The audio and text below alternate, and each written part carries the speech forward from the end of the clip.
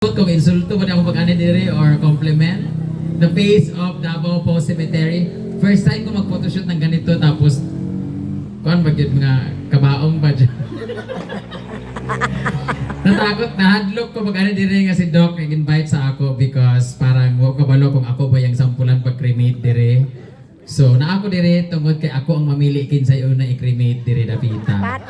So ali mo diri kay mag-raffle ta before ta sa mga hayop tao unya kung successful ang pag-cremate sa tao, yan na sa hayop. But anyway, thank you so much, Doc Ronald, for inviting me here, for inviting us here.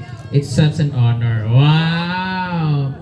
Layo pa kaayo guys, 8 hours among biyahe pa dulong dire pero gianay bili tungod kay dili ilang tungod kay gusto ko makakwarta sa pag-invite dire kay para maimong face of Davao Post Cemetery, but because I'm also a pet lover. I'm an animal lover.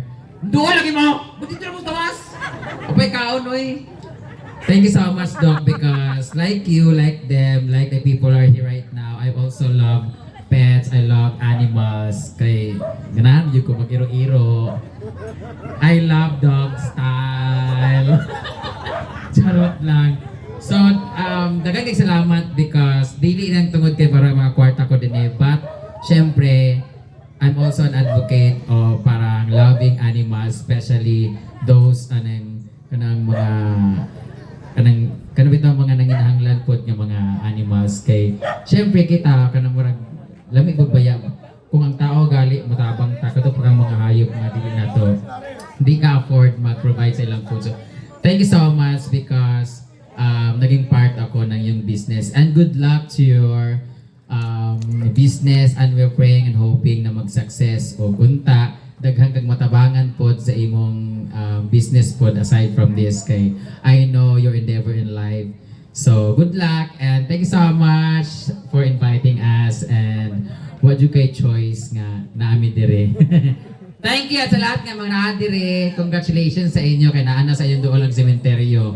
Oo, pagtulog si Doc, ipanlubong na lang na inyong mga patay ng erodes likod.